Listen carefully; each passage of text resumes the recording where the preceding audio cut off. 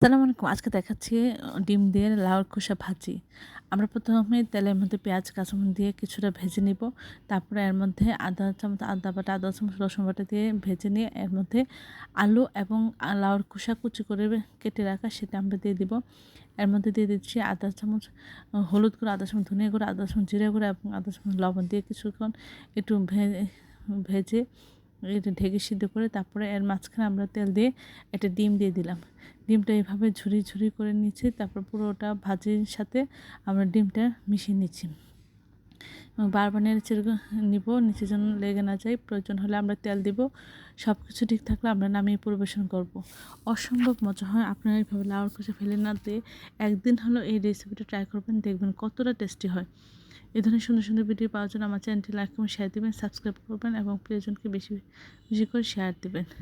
আমার রান্না চ্যানেলে সব রকমের রান্না রয়েছে। আশা করি এগুলো আপনারা দেখবেন। আমার চ্যানেলটি সাবস্ক্রাইব করবেন।